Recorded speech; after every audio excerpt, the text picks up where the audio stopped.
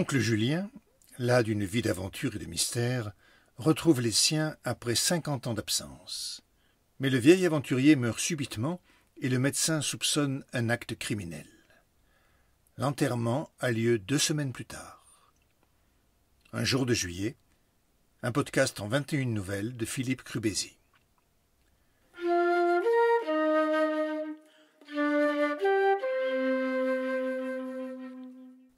Aujourd'hui, le ruban de Moebius, lectrice Clotilde Ramondou, musique Charlie Nelson.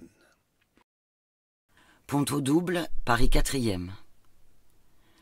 Qui enfante l'autre, du jour ou du fleuve? Il n'y a pas de réponse à cette question, il n'y a que l'évidente gémellité de l'espace et du temps. Après avoir renvoyé son amant chez sa femme, Camille Pasteur ne s'était pas recouchée. Il était très tôt, une nuit encore noire et bien trop chaude étreignait Paris. L'homme ne l'avait pas épuisée, loin de là, elle n'avait pas sommeil. C'était le moment ou jamais. Une douche rapide, un demi-bol de café froid. D'ici quelques minutes, elle serait en place. Depuis longtemps, Camille s'était promis de voir le jour se lever sur la Seine. Une demi-heure plus tard, elle arrivait Pont-au-Double. Elle pensait s'installer et attendre le lever du jour sur un des bancs qui y étaient disposés, mais à cause des travaux de réfection de la cathédrale, l'accès au pont était grillagé des deux côtés. Elle choisit donc de s'asseoir face à Notre-Dame, sur le parapet de l'escalier qui menait à la promenade en contrebas. Elle qui se croyait forte, sachant conduire ses émotions comme sa carrière, quand elle s'installa sur le muret, se sentit la proie d'un trouble irraisonné. Autour d'elle, rien ne bougeait. Le ciel était noir, l'eau était noire, la cathédrale encombrée des algécos et des échafaudages de la reconstruction, sous la protection d'une immense grue, semblait crayonner au fusain. Les réverbères sur le quai Montebello, derrière elle, n'éclairaient qu'une maquette géante de Paris. Camille se pensa seule, comme rarement. Aucun bruit de moteur, même lointain, le pont interdit, le silence, rien.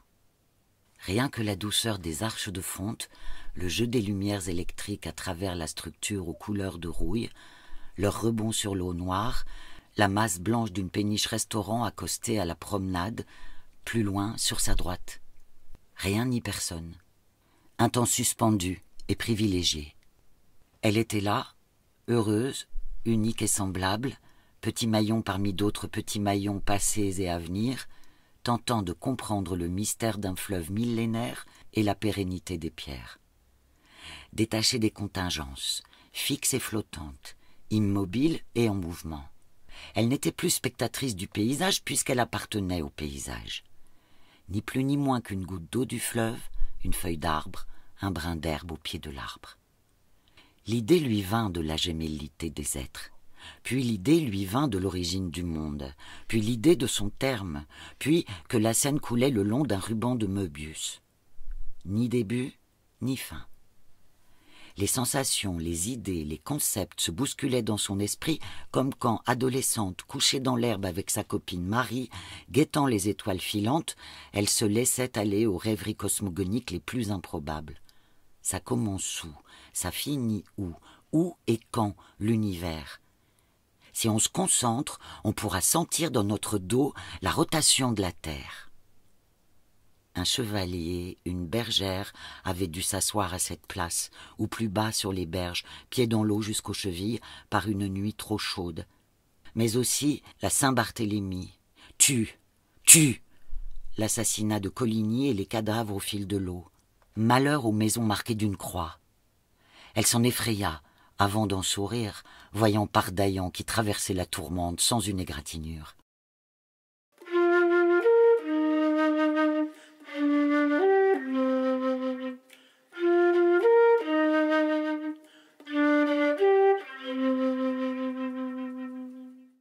Camille était venue voir le jour se lever. Elle se concentra sur cet objectif. Elle ne voulait pas rater la fraction de seconde où hier deviendrait aujourd'hui, où la Seine, s'affranchissant de la nuit, laisserait à nouveau admirer son inexorable mouvement en pleine lumière, de la montagne à la mer, d'hier à demain, et sans un regard pour le présent qui sans doute n'existe pas. Nous serions en automne, dans ce moment incertain. La Seine se serait révélée à Camille, grosse non seulement de ceux qui vivent sur ses berges, mais aussi ensemencée de tous ceux qu'elle a baignés, depuis qu'un premier filet d'eau claire a surgi entre deux pierres quelque part sur le plateau de Langres. Mais là, sous ce juillet infernal où l'aride devient la norme, comme revenu miraculeusement du fond des temps dans l'entaille de ses berges, le grand fleuve restera humble au sortir de la nuit. Quasi provinciale n'était la solennité du lieu, surpris d'exister encore. Ce ne fut plus tout à fait la nuit. Il ne faisait peut-être pas jour, mais il ne faisait plus nuit. Il était l'heure pour le chevalier de se remettre en selle, pour la bergère de compter ses moutons. Encore un temps incertain, et il fit jour. Camille avait manqué le moment où tout change, mais cet échec l'enchanta pourtant. Elle se rendit compte que depuis qu'elle s'était installée sur le parapet, elle n'avait fait que divaguer. Elle n'avait pas pensé à rien, elle avait oublié tout son environnement social. Elle n'avait pensé qu'à sa place ici et maintenant, sa place dans la nuit des temps, comme si toute société humaine avait disparu autour d'elle. Pour Camille Pasteur, fière de ses convictions, de son parcours et de son statut, de son travail, de ses amis, de ses amants, de sa farouche indépendance, s'abstraire à ce point de la réalité sociale tenait de la magie.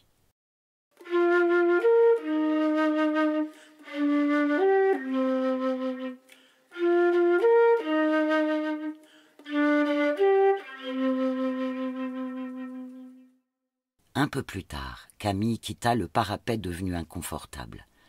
Elle gagna le parvis de la cathédrale et s'émerveilla de Notre-Dame dans la petite lumière du jour.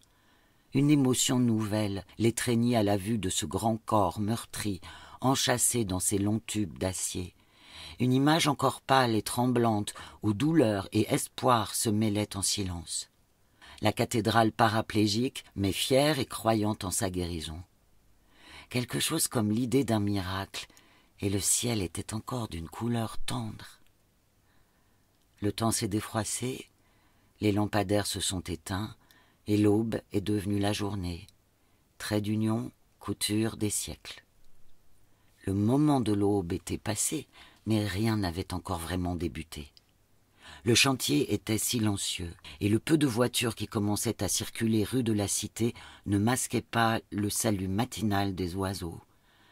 Un très léger vent caressait les pierres de Notre-Dame et les tubulures métalliques, amenant un semblant de fraîcheur qui ne pouvait faire illusion. La journée allait être terriblement chaude, aujourd'hui comme hier et avant-hier. La canicule se voyait à l'œil nu désormais, physiquement. Quelque chose de dur, d'impitoyable, comme une chaîne trop serrée qui vous tire en arrière au moindre mouvement, vous ralentit. Le docteur Laurent avait parlé d'assassinat, mais le vieux Toubib avait trop lu Agatha Christie. C'était cette chaleur réverbérée incessamment sur la terrasse de Mare Nostrum, la grande et vieille maison surplombant la mer, qui avait tué l'aventurier. Elle ne croyait pas à cette histoire de meurtre en famille. Le vieux beau, malgré ses œillades et ses invites muettes, était simplement épuisé. Oncle Julien, vieil éléphant à l'impeccable Rolex, aux jeans tendus et au cœur cassé. Mais revenir d'Afrique et mourir d'insolation au Cap-Nègre, la vie vous avait de ses ironies. Ce n'était sans doute pas la première fois qu'un vieux mourait pendant les vacances dans la grande maison.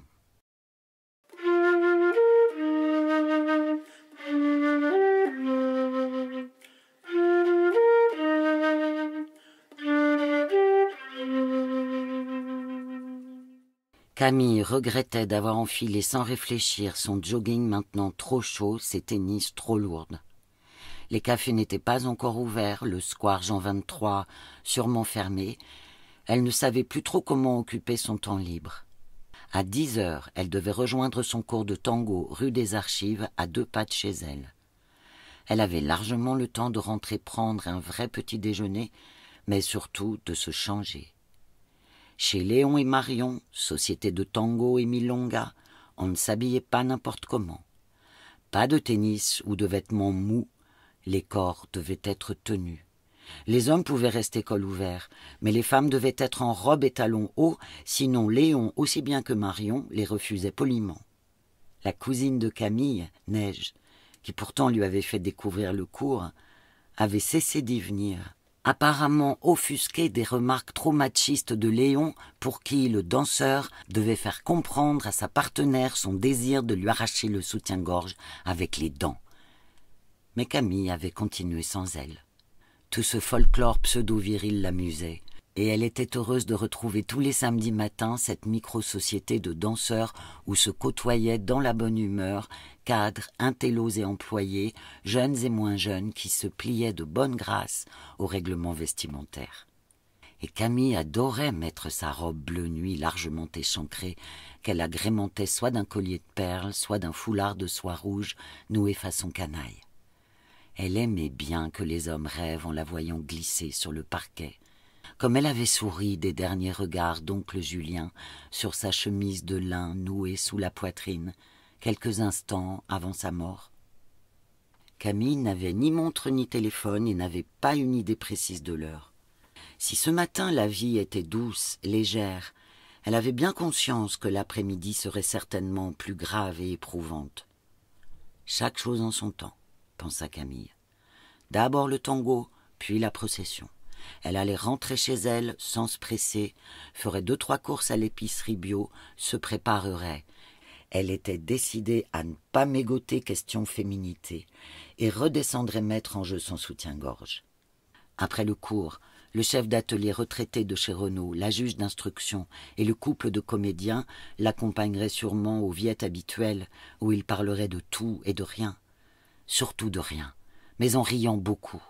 Peut-être évoquerait-elle le ruban de Möbius.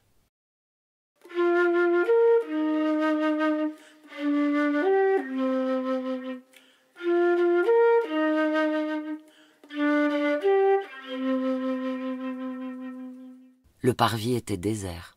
2 jeunes femmes, vêtues à l'identique, pantalons noirs et chemises blanches, feutres d'hommes noirs, se tenaient par la main et contemplaient la façade de la cathédrale. Camille ne pouvait voir d'elles que leur dos et leurs 2 nuques renversées en arrière, leurs mains libres respectives, symétriquement tenues en visière pour se protéger de la lumière, pourtant encore modeste. Soudain, surgit de nulle part, un enfant en petit costume de marin, juché sur une trottinette en bois, manqua de les percuter, mais elles ne s'aperçurent de rien.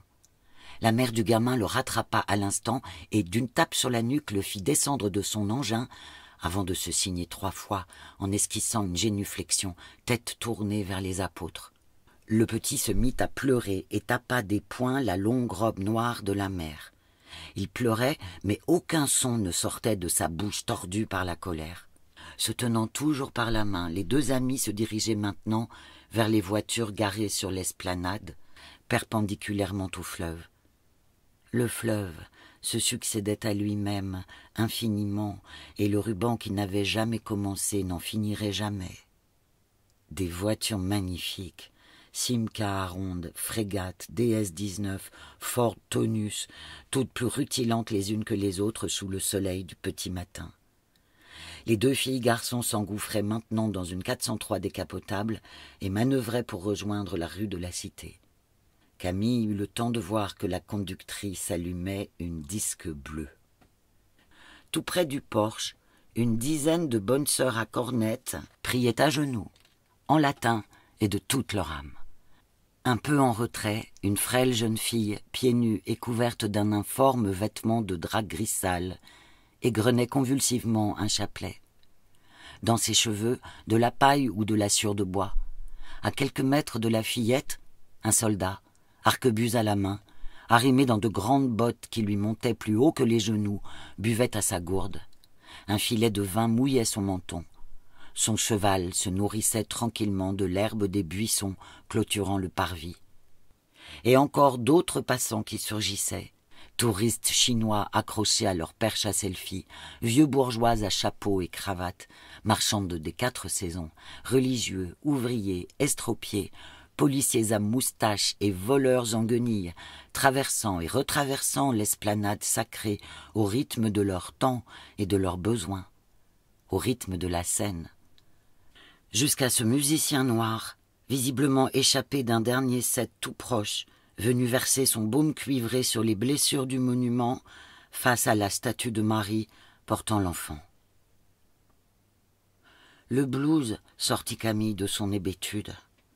Le musicien jouait tout doucement comme on chuchote, comme on prie sincèrement. Elle le regarda. C'était vraiment un très vieil homme qui, à ce qu'elle pouvait en juger, devait bien gagner sa vie de musicien et n'était pas venu jouer devant la cathédrale pour de l'argent. Elle lui adressa un sourire qui lui rendit d'une syncope plus appuyée et le laissa à sa célébration. Il lui fallait avancer dans cette journée maintenant, les yeux grands ouverts à la recherche de tous les indices, de tous les maillons disséminés autour d'elle, les vestiges des temps passés, les repères des temps à venir, là où ça se mêle, là où ça s'écarte. Dans cette journée à venir, il y aurait des mains à saisir, des histoires à entendre, des rivières à traverser, des pas en avant, des pas en arrière, des pas chassés, des renversements. Lent, lent, vite, vite, lent. Déjeuner, se changer, le tango, les amis, le resto, puis se changer encore avant le cimetière, le cortège, la famille, puis rentrer, dîner, rappeler l'amant de la nuit, ou un autre, ou personne, boire du vin blanc. La vie était légère, la vie vous secouait, la vie était une danse, et oncle Julien avait sûrement beaucoup aimé danser. Elle ira au Père-Lachaise, vêtue de sa robe canaille, pour l'aventurier. Ça lui plaira.